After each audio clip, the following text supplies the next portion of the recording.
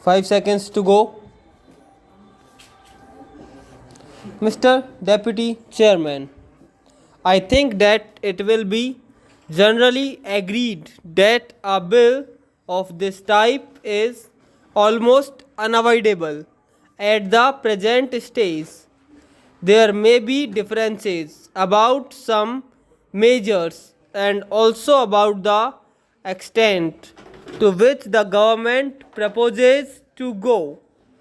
That some fiscal control would be necessary at this stage when we are having development programs on a very large scale, a good part of which would be financed through deficit financing, will, I hope, be uncontested.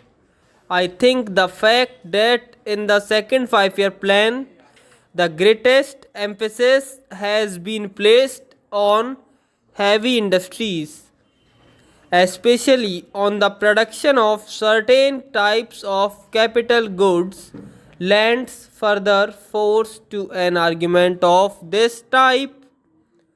I am aware that the second 5 year plan has also provided that there will be an expansion in consumption, but I have no doubt that the greater emphasis on capital goods will result in at least a temporary shortage in consumer goods, and this may lead to further inflationary pressures.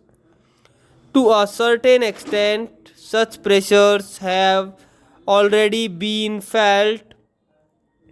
The recent rise in prices is a kind of warning of the kind of situation that may develop unless we are careful from the very beginning.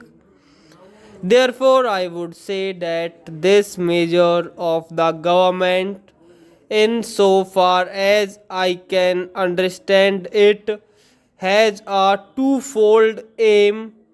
On the one hand, to increase the capacity of the Reserve Bank for creating money by note issue, and on the other hand, to put restrictions on the creation of credit by private banks. The first aim is intended to ensure that the money that is required for the economic development of the country will not be lacking.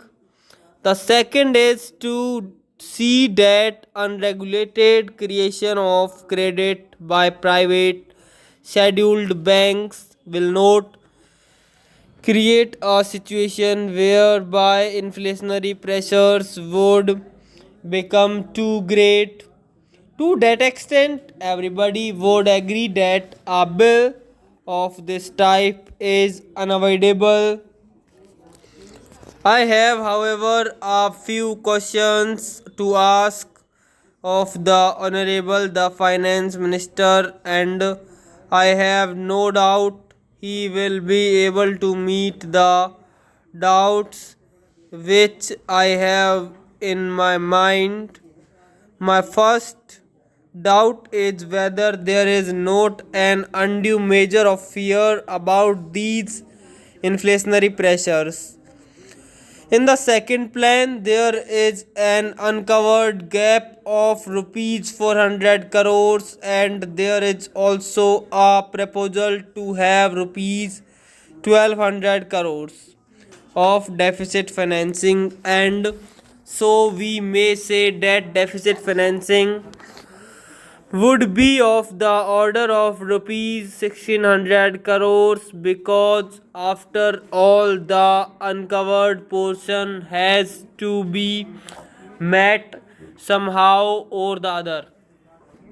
I do not know whether sufficient credit has been taken of a possible adverse trade balance which is bound to develop during the first 2 or 3 years of the second 5 year plan.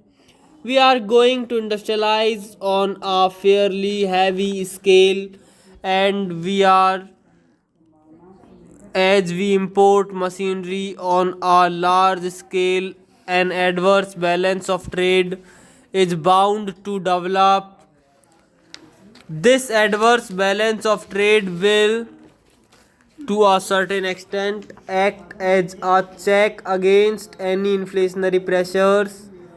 Then again, there is the question of production of food grains and other materials within the country.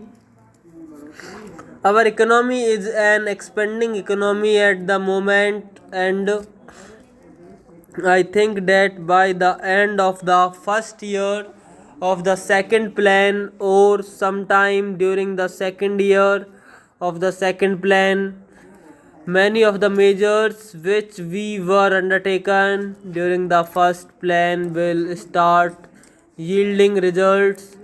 Many of the major irrigation projects will give full dividends, and the production of food grains in the country is bound to go up. As the production of food grains goes up within the country, it will again be a check on inflationary pressures. Also, some of the industries which were established during the first plan will start yielding results. From this point of view, I would also like the Honorable Finance Minister to consider whether the pattern of deficit financing which has been adopted in the second 5 year plan is sound or may require some modification. To my mind, it appears that the decision to put the maximum amount of deficit financing in the first year of the second 5 year plan is not appropriate. Perhaps it would be a wiser thing to put the maximum amount in the second year of the second 5 year plan just now will have come into operation. There will be more production of food grains within the country. Some of the results of industrialization during the first 5 year plan will begin to be felt, and as there will be a larger volume of commodities of every type in the country, a larger dose of deficit financing in the second year of the second 5 year plan may prove a more salutary measure than the decision to move the largest dose in the first year. There is another reason why I am a little apprehensive of having the biggest dose of deficit financing in the first year of the second 5 year plan. If once the inflationary process starts, if once there is any disturbance in the psychology of the market, of the results are difficult to foresee.